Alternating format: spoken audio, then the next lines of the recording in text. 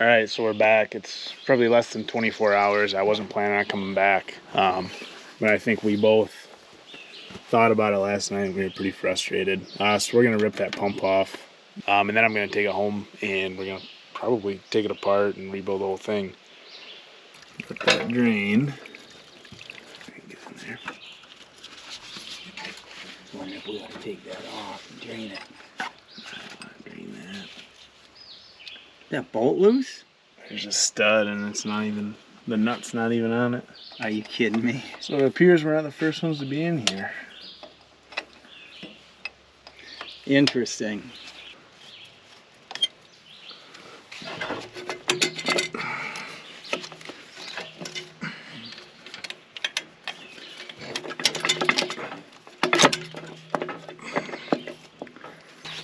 Man, I don't know how far in there that goes. Yeah, I think we should dig this off because when we're putting it back together, I think that's what we're going to want to do.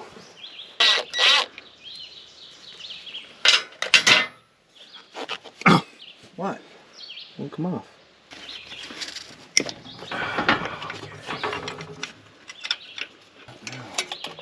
Why? It just seems like that.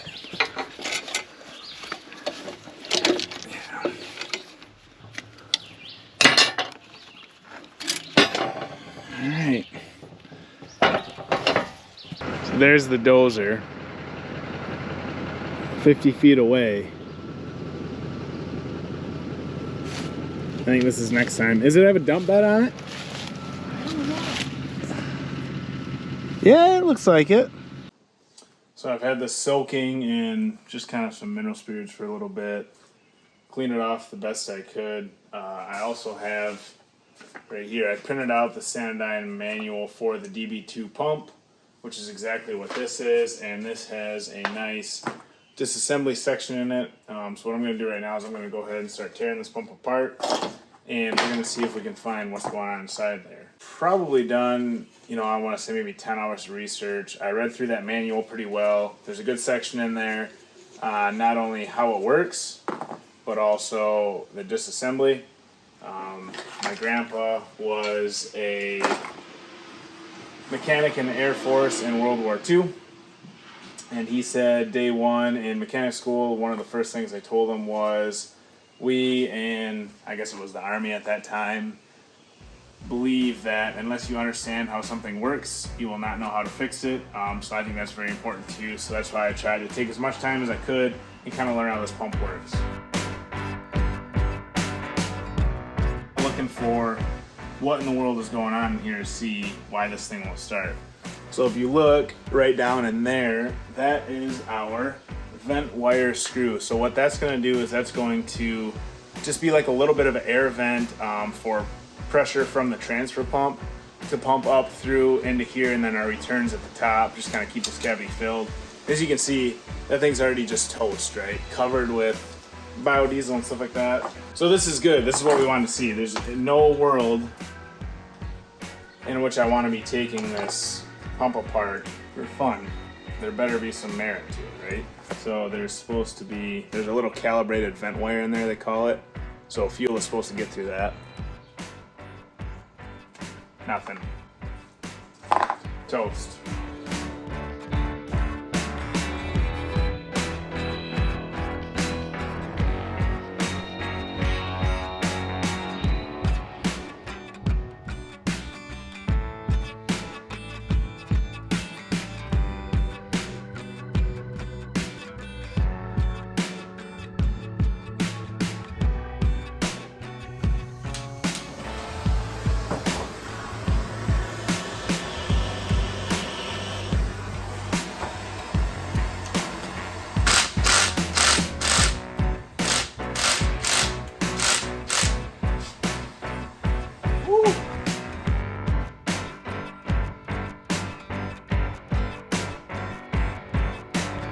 So now the body is done. A couple things I noticed right away.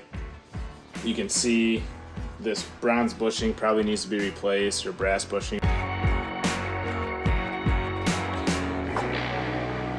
the snap ring off. Oop. Oh dear God. Okay. That was potentially worst case scenario. So I believe, oh shit, this is why you don't do this stuff yourself. Okay, so number one, cam ring is the one thing apparently in the pump that you can reverse. So this side is up, so counterclockwise is up. Noted. And then if you look in there, there's little pistons in there, and those are somewhat side specific, I believe. So we don't really want to touch that yet. Let me take the snap ring off. This is also a huge failure point on these, and so it's interesting. This could be bad, and this will get in our pump and plug our pump up, and I'll show you that in a second. But this could be bad because there's methanol and biodiesel, and these seals are not like Viton seals or something like that. So that could be a big no-no for that sitting there. And then one other interesting thing is usually, allegedly, these plungers pop right out. And I believe it can go all the way through. So if you look, that's locked up right now, which could be a big problem. So these plungers get pushed open by the transfer pump pressure, and then those rollers go around that cam ring and squeeze back in, and they inject the fuel. But if these things won't move, obviously that would be a no start condition, no fuel. And that could be a number one of what's going on. But definitely see a lot.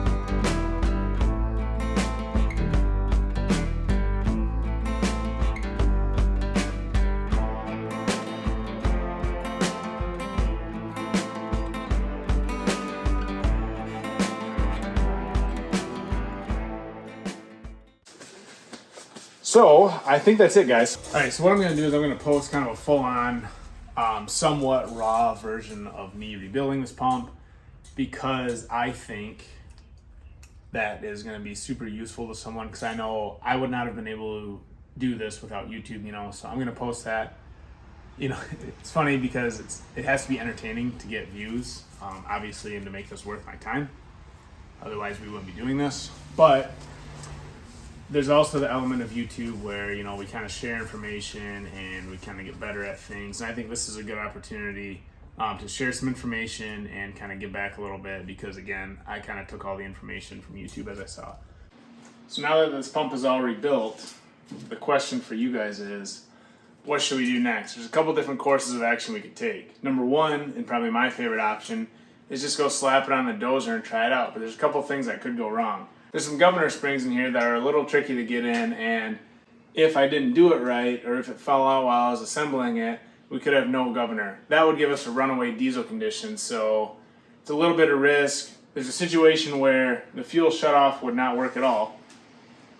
The engine could just run away in a matter of 3 seconds, 5 seconds, and blow up just like that because we have no speed control. That's not a good deal. So if we're going to start the engine, we're going to have to come up with some kind of secondary plan, maybe cap off the intake or something like that to stop it basically immediately in lieu of a fuel shutoff. So that way we kind of mitigate that risk there. Second thing is there's a couple things on here that are calibrated. So our delivery valve pressure is calibrated. Those transfer fingers are calibrated. There's this torque screw here that's calibrated. Bunch of stuff in here. So basically, if you took this to a pump shop, what they would do is they would take this, they'd put it on a test stand, they'd spin it up, they would measure, the fuel coming out of these. I believe there's a port on here somewhere where you can measure the transfer pressure, the transfer pump pressure. So they would measure all these different things, and then they would take it back apart and make adjustments. They would also be able to ensure proper operation of the pump, things like the governor spring, things like that. I don't really want to do that because, number one, if I take it to a pump shop, they're just going to chastise me and maybe turn me away for so much as setting foot inside the Holy Grail injection pump. Second, I just don't want to pay someone $200, $400 to get it calibrated.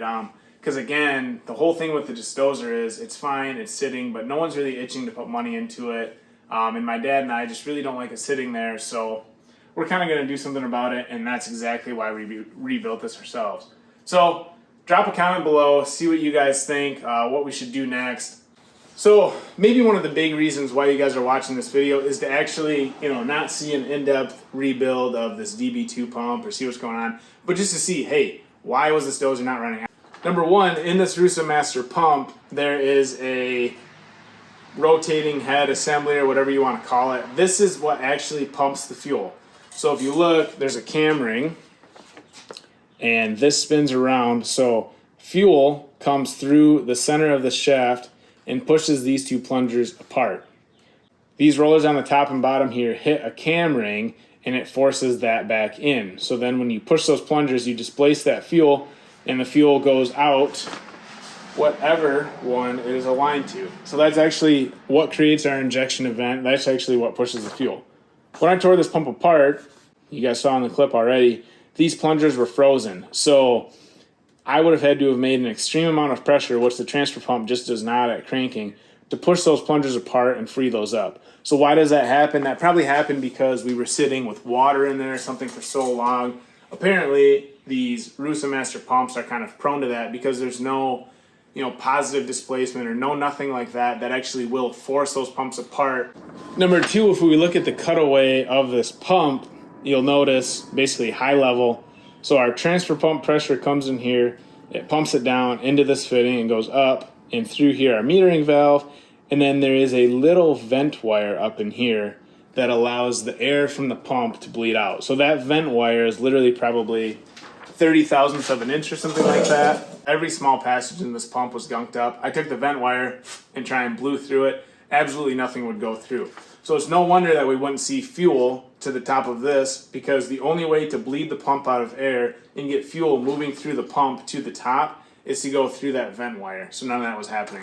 So there's just a lot of stuff plugged up. So even though the high pressure fuel side was plugged, I'm not sure if we ever would have gotten anything to go, just because the low pressure fuel side was pretty plugged too. Really what this pump needed was it needed new seals, it needed to be taken apart, and it just needed to be soaked like we did in that ultrasonic cleaner to get all that gunk out, go through it, get all those parts moving again. And now, if my wife's watching, she's gonna be like, can you not? So now, if I go like this, I can actually blow through the pump. When we were up there, we couldn't do that. I was blowing in the tank, I was blowing on the fuel lines. Nothing we ever did would do that. So if I can blow air through the pump, then I know that I'll also be able to blow fuel through the pump, and that fuel will come out up here and bleed off. So those are the two reasons that this thing wouldn't run, and to be honest with you, no matter how much we fought with it up there, the dozer never would have started. So that's gonna do it for today's video, guys. Here's the rebuilt pump in my hands. Again, everything went pretty smoothly. I've just got a couple things and tore it down, but not a bad job at all. I'm excited to see. So next time we are actually gonna go up. We're going to throw this thing on the dozer and kind of see what we get, provided I don't change my mind and we take it to a calibration stand or someone does an off or something like that or something. Thanks for watching.